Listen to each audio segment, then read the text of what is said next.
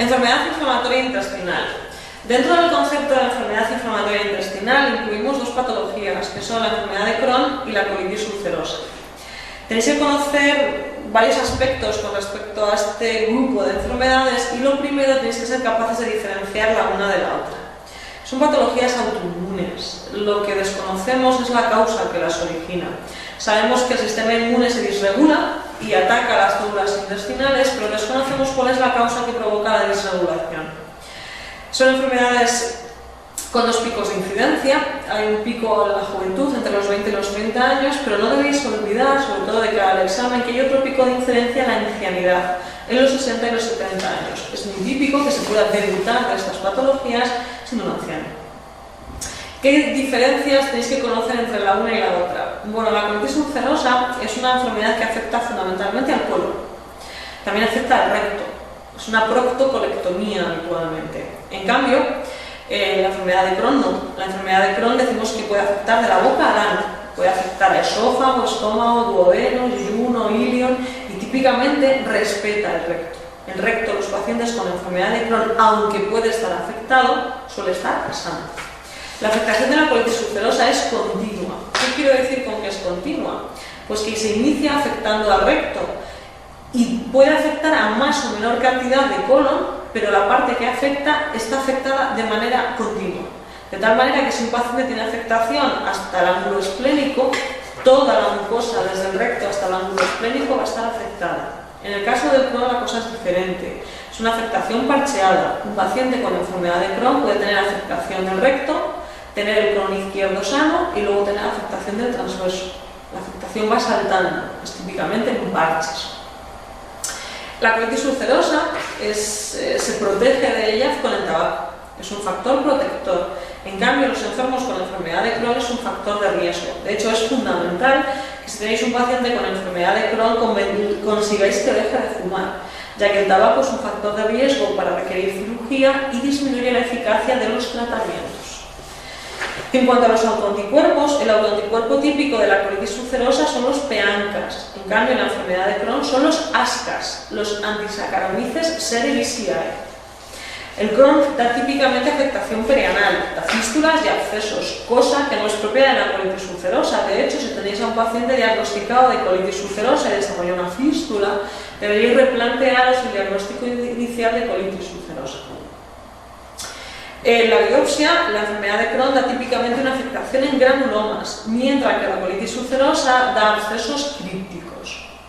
Tenéis que tener claro que es mucho más frecuente la hemorragia del sangrado en la colitis ulcerosa que en el Crohn. De hecho, en el examen, en el MIR, no suelen decir cuál de las dos sangra más. Lo que os suelen decir es cuál de las dos es más friable al estudio endoscópico. Ese concepto, la friabilidad, no debe extrañaros. Significa que al rozar con el colonoscopio sangra con más facilidad. Siempre va a ser más friable la colitis ulcerosa que el Crohn. Y también debéis tener claro que el Crohn afecta a todas las capas del intestino, incluida la serosa. Por eso la enfermedad de Crohn puede asociar serositis y por eso la enfermedad de Crohn se perfora con más facilidad. Al igual que antes, para preguntar hemorragia os daban el concepto de friabilidad, para preguntaros perforación utilizan el concepto de masa abdominal palpable. Si en el MIR os dicen que un paciente tiene una masa abdominal palpable, se refieren a que tiene un plastrón. Cuando se produce una pequeña perforación, el resto del intestino trata de taponar ese agujero que se ha producido en el intestino. Y eso no es más que un bulto cuando tocamos la tripa de los pacientes. Si os dicen en el examen cuál de las dos da con más frecuencia una masa abdominal palpable, es lo mismo que os digan que cuál se perfora más.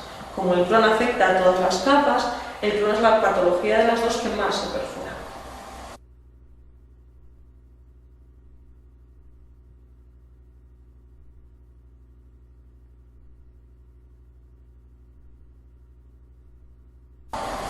Diagnóstico. El diagnóstico de la enfermedad inflamatoria intestinal es un diagnóstico de exclusión. Quiere decir que hay que descartar cualquier otra posible causa que justifique la sintomatología del paciente. Es por tanto un diagnóstico complejo. Para hacer dicho diagnóstico tenéis que usar la confluencia de tres criterios. Un criterio clínico, un criterio endoscópico y un criterio anatomopatológico. El criterio clínico es la sintomatología característica de esta patología. ¿Qué clínica tiene un paciente con un brote de colitis ulcerosa o con un brote de enfermedad de Crohn? Pues son pacientes con dolor abdominal y con diarrea. Diarrea de múltiples deposiciones al día con productos patológicos. Es muy típico que estos pacientes tengan sangre en las heces y moco.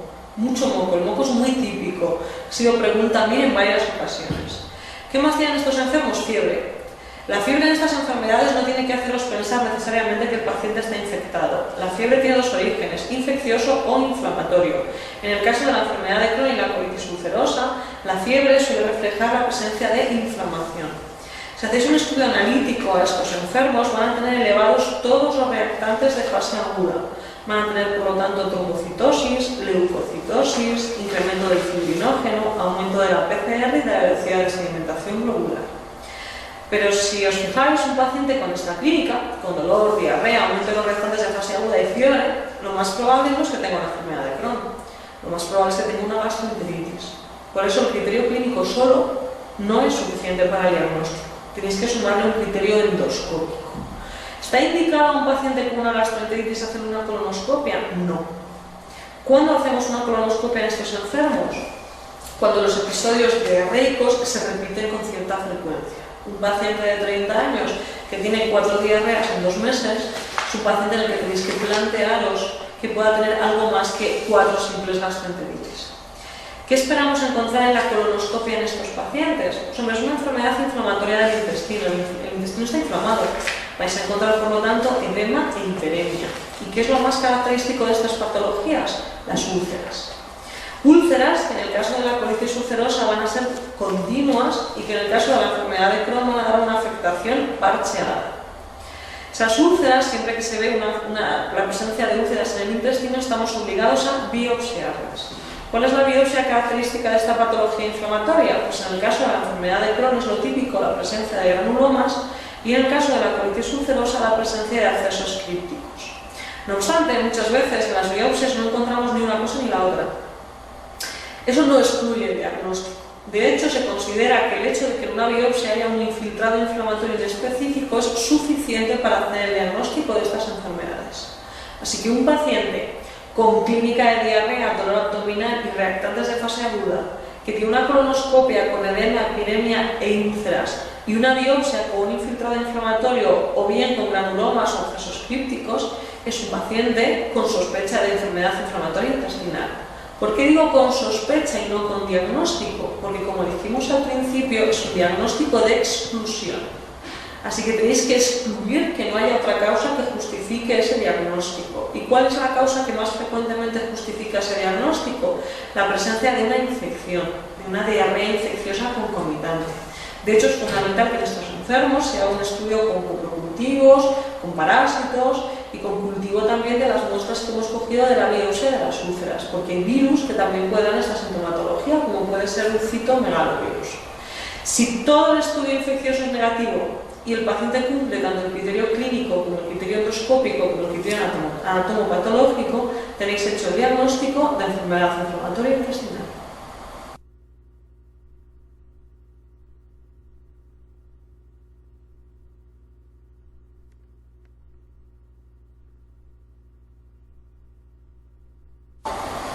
Tratamiento. El tratamiento de la enfermedad inflamatoria intestinal hay que dividirlo en el brote y en el mantenimiento. ¿Por qué? Porque estas enfermedades cursan típicamente en brotes. ¿Qué significa eso? Que tienen periodos en los que el paciente empieza con el cuadro de dolor abdominal, de diarrea, ese cuadro se autolimita, bien sea espontáneamente o bien sea con el tratamiento, y traen lo que conocemos como fase de remisión. Y está en un tiempo que puede ser más o menos prolongado, eso depende ya de la agresividad de la enfermedad y de cada paciente, en los que están asintomáticos, hasta que llega un nuevo brote. Hay personas que tienen un único brote en su vida, hay personas que tienen un brote al año, hay personas que tienen un brote cada 15 días. Eso ya depende de la agresividad de la patología y de cada uno, y así como el tratamiento que uno tenga. Entonces tenemos que diferenciar, por un lado, el tratamiento del brote del tratamiento que vamos a poner después de haber controlado dicho brote para tratar de que el paciente no vuelva a tener ningún otro brote. En el brote lo primero que tenéis que diferenciar es la gravedad del mismo. No vamos a tratar igual un brote leve que un brote grave. ¿Cómo diferenciamos un brote leve de un brote moderado de un brote grave? Pues hombre, en la práctica diaria hay escalas. Para la colitis ulcerosa utilizamos la escala del Trulov, y para el Crohn la escala CIDAI. Son unas escalas que dan una serie de puntos en función de determinadas categorías, por ejemplo, número de deposiciones, cifra de hemoglobina, cantidad de PCR. Es un envío práctico, no tenéis que conocerlo. ¿Cómo lo vamos a hacer para el examen? Pues veréis, vamos a considerar un brote leve, como aquel que tiene menos de 5 deposiciones al día, en un paciente afebril con una hemoglobina por encima de 12. Vamos a considerar un brote grave, como aquel que tiene más de 10 deposiciones al día, en un paciente con fiebre alta, de más de 38, con una hemoglobina por debajo de 8. Y vamos a considerar un brote moderado en lo intermedio. Un paciente que tiene entre 5 y 10 deposiciones al día, febrícula, y una hemoglobina entre 8 y 12. ¿Cómo vamos a tratar el brote leve? El primer escalón de tratamiento es el tratamiento con aminosalicilatos, los conocidos como 5-ASA, cuyo máximo representante es la mesalazina. Para el MIR que os digan aminosalicilato, 5-ASA o mesalazina, es lo mismo. Tenéis que ser cuidadosos con este grupo de fármacos. ¿Por qué? Es el tratamiento de primera línea del brote leve, sin ninguna duda. Pero ojo, tienen muchos tipos de posología, se pueden dar por muchas vías de administración. Entonces, ¿qué vía es la que tenéis que utilizar? Depende. ¿De qué depende? De que os digan que está afectado. Si os dicen que el paciente tiene una afectación de recto, una rectitis, debéis emplear supositorios. Si el paciente tiene una afectación de recto y de sigma, una rectosigmoiditis, debéis emplear espuma. Si el paciente tiene una afectación de colon izquierdo, debéis emplear enemas. Y si la afectación va más allá del ángulo esplénico, una pancolitis, debéis utilizarlos por vía oral. El equivocaros en la vía de administración del examen os va a provocar fallar la pregunta, así que es importante que tengáis claro qué es lo que tiene afectado el paciente. Y por otro lado tenéis que tener cuidado con estos fármacos, con estos 5-ASA, porque solo han demostrado eficacia en el colon y en el ilion terminal. Así que el 5-ASA va a ser útil en el 100% de los pacientes con colitis ulcerosa, ya que todos tienen afectado el colon. Pero ojo, porque eso no va a ser así en los pacientes con enfermedad de Crohn. Si el paciente con enfermedad de Crohn tiene afectación colónica o de ilion terminal, sí que le va a ser útil el empleo de 5-ASA en el brote leve. Pero no así si el paciente tiene exclusivamente un Crohn gástrico, ya que a nivel de gástrico, a nivel de estómago, estos fármacos no han demostrado ninguna eficacia. Así que ojo. Si os dan un Crohn esofágico, un Crohn gástrico, un Crohn duodenal, no debéis usar 5-ASA porque a ese nivel no han demostrado eficacia. En cuanto al brote moderado, el tratamiento de elección del brote moderado son los corticoides. Corticoides por vía oral, habitualmente el que más empleamos es la prednisona. ¿A qué dosis? 1 miligramo kilo. Un paciente de 75 kilos, pues 75 miligramos. Y el tratamiento del brote grave de primera línea son los corticoides intravenosos. Siempre que pongáis tratamiento con corticoides, ya que el corticoide tiene muchos efectos secundarios, fundamentalmente sobre el hueso, va a producir mucha decalcificación, debéis dar tratamiento con calcio y vitamina D asociada. Si todos los pacientes respondieran a este tratamiento, si es un brote leve con 5-ASA o si es un brote moderado grave con corticoides, simplemente tendríamos que pasar al tratamiento de mantenimiento. Pero la realidad no es así. Hay un porcentaje de pacientes que no responden a los corticoides. Esos pacientes se llaman corticoresistentes. Además, hay otro porcentaje de pacientes que, aunque sí que mejoran con los corticoides, empeoran cuando bajamos la dosis. ¿Qué quiero decir con esto último? El corticoide tiene muchos efectos secundarios, no se pueden dar a largo plazo. De hecho, un tratamiento con corticoides para un brote de enfermedad inflamatoria intestinal lo utilizamos aproximadamente durante 7 días. Y a los 7 días hay que retirarlo. Pero el corticoide inhibe a la suprarrenal. Si yo retiro un tratamiento con corticoides de manera súbita, puedo provocar una insuficiencia suprarrenal aguda. Eso puede provocar hasta el fallecimiento del paciente. Así que el corticoide se retira de manera paulatina, se va haciendo un descenso progresivo de dosis. O sea, hay pacientes que cuando tú veas el corticoide mejoran, pero cuando inicias el descenso de la dosis vuelven a empeorar. Se hacen dependientes del corticoide para estar bien clínicamente. Eso se llama corticodependencia. Así que tanto los pacientes que no responden a corticoides, corticoresistentes, como aquellos que los necesitan para estar bien, corticodependientes, tienen indicación de pasar a un siguiente escalón de tratamiento, que son los fármacos inmunodepresores. ¿Cuáles son los fármacos inmunodepresores que tenéis que utilizar en la enfermedad inflamatoria intestinal? Pues para la colitis ulcerosa la ciclosporina intravenosa y para el Crohn el metotrexate.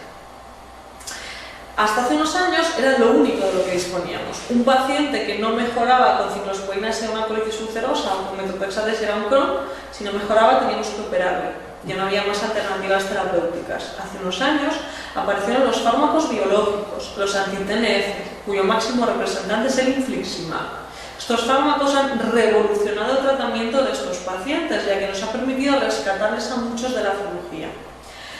¿Cómo se pone el infliximab? El infliximab es un fármaco que se administra por vía intravenosa. Es un fármaco quimérico, es mitad humana y mitad de ratón. Y como se administra por vía intravenosa, puede dar alergias. De hecho, están descritas varias reacciones anafilácticas en pacientes en tratamiento con infliximab. Asimismo, estos fármacos son muy potentes y lo que hacen es actuar fundamentalmente a nivel de los linfocitos T, inhibiéndoles. Entonces se pueden reactivar todas aquellas enfermedades silentes, latentes, que estaban inhibidas por los linfocitos T. Una de ellas, sobre todo, es la tuberculosis. Así que antes de poner un tratamiento con infliximab, tenéis que hacer un screening de tuberculosis. Tenéis que solicitar una radiografía de tórax y un MANTUS. La mayoría de los pacientes tienen una radiografía de tórax normal con un MANTUS positivo, es decir, son pacientes que han tenido un contacto previo con la tuberculosis. En esos enfermos, antes de iniciar un tratamiento con infliximab, tenéis que dar profilaxis con isoniazida. También tenéis que plantearos, antes de poner infliximab, que el paciente pueda tener algún tipo de hepatitis, una hepatitis B o una hepatitis C. Si el paciente tiene hepatitis B, debéis dar un tratamiento profiláctico con lamivudina. De la hepatitis C no hay profilaxis. Se ha puesto infliximab a pacientes con hepatitis C. Algunos han evolucionado muy bien y algunos han tenido deterioro marcado de la función hepática, por lo que el uso del infliximab en el virus C a día de hoy es controvertido. Si el paciente es córtico resistente o córtico dependiente, hemos dicho que podéis usar inmunodepresores o bien podéis usar infliximab. A día de hoy, el tratamiento de los pacientes con enfermedad inflamatoria intestinal córtico resistente o córtico dependiente tiene dos alternativas, o bien inmunodepresores o bien biológicos, anti-TNF. Se puede usar cualquiera de los dos, pero el tratamiento con anti-TNF es mucho más costoso y tiene más efectos adversos, pero también es más eficaz. Así que a muchos pacientes se les inicia el tratamiento con inmunodepresores y si no hay respuesta, posteriormente se les pone fármacos biológicos. Si el paciente no mejora con infliximab, no mejora con biológicos, la única alternativa terapéutica que nos queda es la cirugía. La cirugía en la colitis ulcerosa es curativa porque quitamos todo el colon y el recto, que son las únicas zonas donde se puede desarrollar la enfermedad. Se realiza una proctocolectomía total. En cambio, en la enfermedad de Crohn, la cirugía debe ser la mínima posible, porque la enfermedad de Crohn puede afectar a todo el tubo digestivo y si hay cirugías a repetición, el paciente tiene riesgo de poder desarrollar un síndrome de intestino corto. Así que, en resumen, el tratamiento del brote. Brote leve, 5-as-aminosalicilatos. Brote moderado, corticoides orales. Brote grave, corticoides intravenosos. Si hay corticoresistencia o corticodependencia, o bien inmunodepresores, colitis ulcerosa, ciclosporina, Crohn, metotrexate, o bien fármacos biológicos. Si no hay respuesta a los biológicos, cirugía.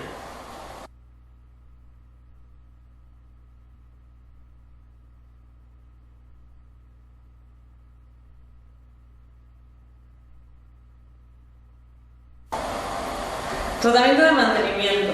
Una vez resuelto el brote agudo, debemos intentar poner un tratamiento a los enfermos que evite en la medida de lo posible la aparición de nuevos brotes. El tratamiento de mantenimiento, el tratamiento de primera línea son los 5-as. Los 5-as son fármacos muy poco potentes y rara vez mantienen a un enfermo en remisión. Así que habitualmente hay que asociar algún otro fármaco más potente para mantener el mantenimiento de estos pacientes. Podría ser una opción, al igual que en el brote, tratar a estos enfermos con corticoides. Debéis tener claro que jamás podéis usar los corticoides como tratamiento de mantenimiento, porque tienen unos efectos adversos a largo plazo inasumibles. Podéis dejar al paciente ciego, podéis dejar a un paciente con menos 5 desviaciones estándar, una densitometría y con múltiples alteraciones hematológicas. Nunca los corticoides van a ser una opción de tratamiento de mantenimiento. ¿Qué tratamiento vamos a usar entonces? Inmunodepresores. ¿Qué inmunodepresor? Pues necesitamos un inmunodepresor que tenga pocos efectos adversos, ya que es un tratamiento de años. El inmunodepresor más indicado es la azatioprina, o bien su variante, la 6-mercaptopurina. ¿Por qué digo su variante? Tanto la azatioprina como la 6-mercaptopurina son el mismo principio activo. De hecho, es el mismo fármaco en dos fases diferentes del metabolismo. La azatioprina, una vez que se toma, se ingiere vía oral, pasa por el hígado y el metabolito que sale del hígado es la cis-mercaptopurina. ¿Por qué disponemos del mismo principio activo en dos fases diferentes del metabolismo? Pues muy sencillo, la azatioprina tiene muchísima toxicidad gastrointestinal, náuseas, vómitos, diarrea. Parece ser que la causa de esta toxicidad a nivel gastrointestinal se debe en el metabolismo hepático. Ahí se produce una serie de metabolitos que provocan las náuseas. Por eso se ha diseñado la cis-mercaptopurina, que ya se ha hecho de manera sintética el paso del primer paso hepático. Así que, en teoría, la cis-mercaptopurina posee una mejor tolerancia gastrointestinal que la azatioprina. Ese es el motivo de que tengamos dos formulaciones distintas para lo que es el mismo fármaco. Entonces, tenéis que tener algo claro. Si en el MIR os dicen que un paciente no tolera la azatioprina porque le provoca vómitos, debéis cambiar a cis-mercaptopurina. Pero, ojo, es distinto que os digan que un paciente no es eficaz la azatioprina en él. Ahí no tiene sentido que modifiquéis el tratamiento a cis-mercaptopurina porque son el mismo fármaco. Si no hay eficacia tenéis que cambiar a un fármaco diferente, pero no os va a servir ni la azatioprina ni la cis-mercaptopurina porque es cambiar aspirina por aspirina. Una alternativa a día de hoy al tratamiento de mantenimiento con inmunodepresores, con azatioprina, es el uso de fármacos biológicos, el uso de infliximab. Al igual que lo usábamos en el brote, este tratamiento se puede prolongar a largo plazo y es un tratamiento muy eficaz. Los pacientes que no se controlan con tratamiento con biológicos, la única alternativa que nos queda es la cirugía. Como ya hemos dicho antes, la colitis ulcerosa es una cirugía curativa, es una proctocolectomía total, por lo tanto eliminamos todo el colon y todo el recto, que son las únicas áreas donde se puede desarrollar la colitis ulcerosa, pero en el caso del Crohn, no. La cirugía debe ser la mínima posible, ya que si no metemos al paciente en riesgo de desarrollar con cirugías sucesivas un síndrome de intestino corto. A día de hoy se ha desarrollado un nuevo fármaco biológico, que es el adalimumab. El adalimumab ha aparecido a consecuencia de las múltiples reacciones anafilácticas que se han descrito con infliximab, por el hecho de que sea una molécula quimérica, mitad humana y mitad de ratón. El adalimumab es enteramente humana y no da alergias. Es muy parecido al infliximab, también requiere realizar un screening de tuberculosis y de virus B y de virus C previo, y es algo menos potente que el infliximab. Se usa a día de hoy en las mismas indicaciones que el otro fármaco. Si en el libro os dicen que un paciente ha hecho una alergia a infliximab, sin ninguna duda el tratamiento de elección antes de la cirugía sería intentar un tratamiento con adalimumab.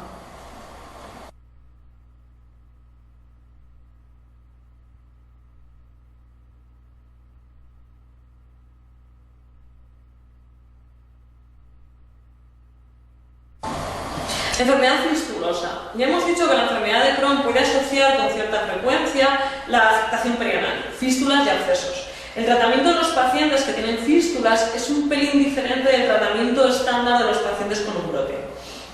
La fístula puede ser de dos tipos, pueden ser enteroentéricas o pueden ser enterocutáneas. ¿Qué es una fístula enteroentérica? Pues es aquella que tiene comunicación en ambos lados con el intestino. Es un tracto que une, pues, por ejemplo, el yeyuno con el ilion, o el ilion con el colon, o el colon con el recto. En cambio, las fístulas enterocutáneas son tractos que unen por un lado el intestino y por otro lado piel. Las fístulas enterocutáneas habitualmente se abocan a la zona perianal. En ambos casos, el tratamiento inicial debe ser el tratamiento de la infección. Tanto las enterocutáneas como las enteroentéricas tienen al menos uno de los lados abocado al intestino, por donde van las heces. Las fístulas suelen estar infectadas prácticamente en la totalidad de los casos y de hecho lo normal es que supuren, que tengan pus. Entonces, el primer escalón terapéutico es tratar la infección con antibióticos, de elección la combinación de metronidazol con ciprofloxacino. No es que pretendamos cerrar la fístula con antibióticos, porque habitualmente las fístulas no cierran con antibioterapia.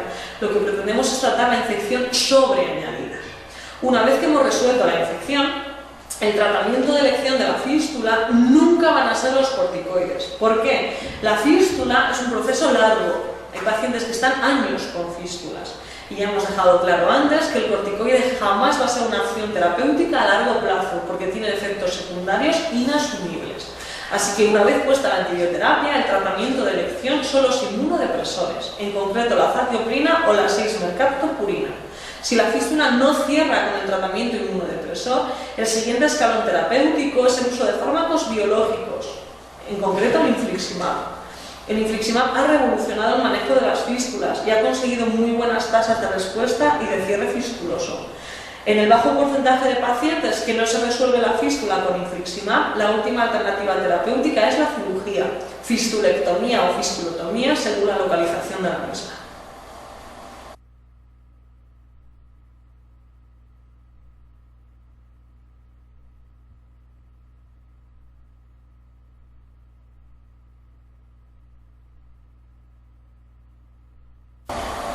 Megacolon tóxico. Dentro de las complicaciones de la enfermedad inflamatoria intestinal, una de las más graves es el desarrollo del megacolon tóxico. El megacolon tóxico se asocia fundamentalmente a brotes moderados o graves. ¿Por qué se produce? No lo sabemos.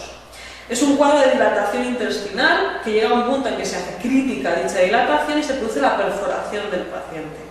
¿Qué provoca que el intestino sufra este cuadro de dilatación? No sabemos. Sabemos que hay patologías que lo pueden precipitar y que se asocian al mismo, como son todos aquellos procedimientos que provoquen un incremento de la presión intraluminal dentro del colon.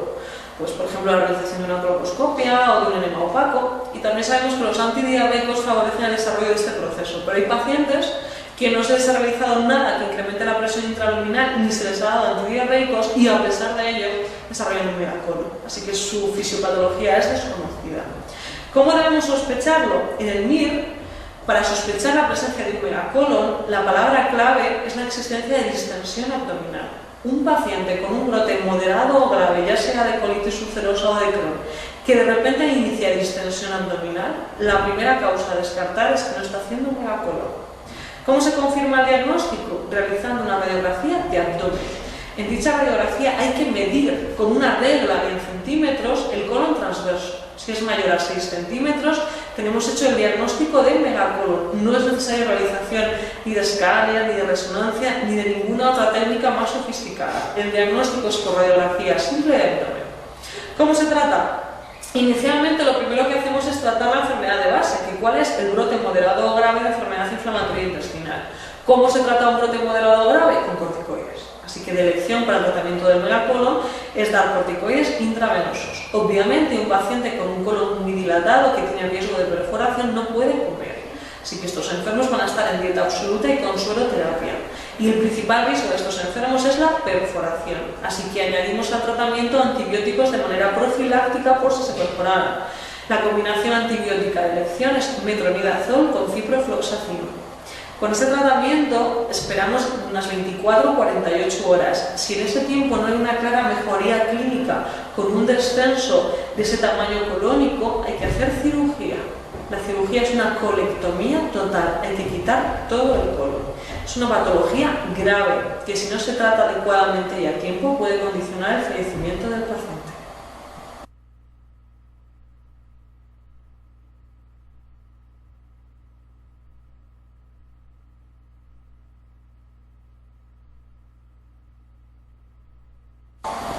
Riesgo de tumores. Tanto la enfermedad de Crohn como la colitis ulcerosa son enfermedades preneoplásicas. El hecho de que sean enfermedades inflamatorias crónicas predisponen a la aparición de fenómenos de displasia y esto puede conducir al desarrollo de neoplasias. En concreto, la colitis ulcerosa mal controlada con inflamación crónica predispone al desarrollo de cáncer de colon. Esto nos obliga en estos pacientes a la realización de screening. El screening no se va a hacer como en la población general a los mayores de 50 años, sino que va a depender fundamentalmente de la cantidad de intestino que tengan afectados estos enfermos. Un paciente con una colitis ulcerosa izquierda, es decir, que afecte al recto, al sigma y al colon hasta el ángulo esplénico, hay que empezar el screening aproximadamente a los 15 años del diagnóstico. En cambio, un paciente con una pancolitis que tiene afectado todo el colon, tenemos que empezar el screening aproximadamente a los 7 años de haberla diagnosticado.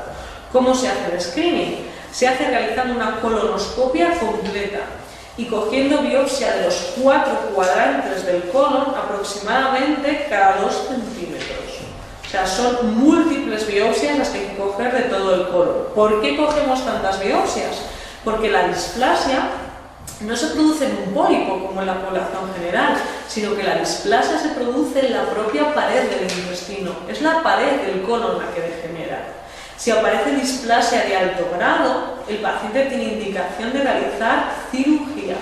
En este caso, nunca vamos a hacer cirugías parciales, nunca vvamos a resecar el fragmento donde hemos encontrado la displasia, no. Se realiza una colectomía total, se quita todo el colon y el recto, como en el caso de tener que tratar un brote que no se controla con tratamiento médico.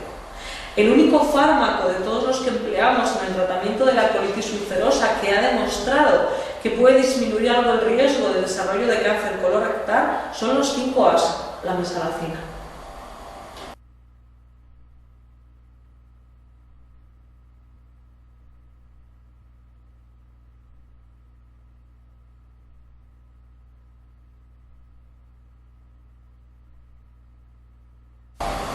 Manifestaciones extraintestinales. El hecho de que la enfermedad inflamatoria intestinal sea una enfermedad autoinmune condiciona que no solo esté afectado el intestino. Algo que no sabemos qué es lo que es, provoca una disregulación del sistema inmunológico que provoca que ataque a las células intestinales, a los enterocitos. Los antígenos de superficie de estas células intestinales son similares a los antígenos de superficie que hay en otras partes del organismo, como puede ser el ojo o la piel. Esto provoca que los autoanticuerpos que se generen no solo ataquen al intestino, sino también a otras partes del cuerpo, como el ojo o la piel. Así que es muy propio que la enfermedad inflamatoria intestinal asocie manifestaciones fuera del intestino. ¿Qué manifestaciones extraintestinales debemos conocer? Pues en primer lugar, oculares. Tanto la enfermedad inflamatoria intestinal puede provocar conjuntivitis, epiescleritis, escleritis, uveitis, y lo que tenéis que tener claro es que no va a dar retinitis. Acordaos de que el paciente no se quedará ciego, pero todas las demás afectaciones inflamatorias oculares pueden asociarse a la enfermedad inflamatoria intestinal. El tratamiento de esta conjuntivitis o de esta epiescleritis asociada a un brote de enfermedad inflamatoria intestinal es el mismo que el del brote normal, es decir, corticoides. Hay una excepción, que es la uveitis que asocia a HLA-27 positivo, que en ese caso no responde al tratamiento con corticoides. ¿Qué más manifestaciones extraintestinales debemos conocer? Las dérmicas, las dermatológicas, como son el eritema nodoso y el pioderma gangrenoso. El eritema nodoso yo suelo decir que es cronoso, para que os acordéis que se asocia mucho más frecuentemente a la enfermedad de Crohn. El eritema nodoso son lesiones redondeadas, inflamatorias, eritematosas, que blanquean a la presión y que se suelen localizar pretibiales y responden de manera muy adecuada al tratamiento del brote, al tratamiento con corticoides.